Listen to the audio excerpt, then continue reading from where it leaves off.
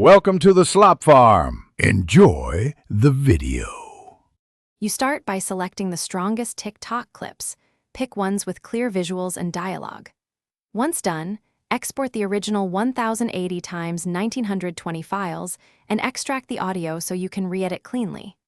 Make sure to decide your reuse goal, full repost, compilation, or an expanded YouTube short to long format, because that choice changes aspect cropping and pacing. Then create a project with a 16:9 canvas and import both video and audio tracks.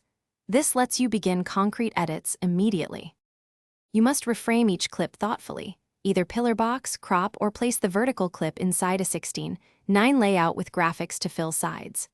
Once done, add context, short intro, lower thirds, or captions, so viewers on YouTube understand the premise without TikTok noise.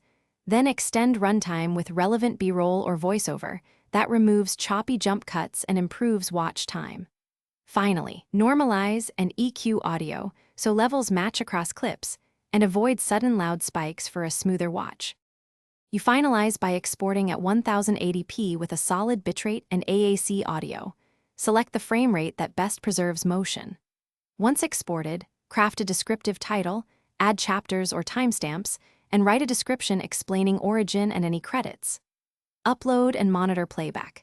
If something goes wrong, first check codec compatibility and audio track alignment, then revisit your crop settings for pillar box or stretch errors. Make sure to fix caption, timing, and re-export.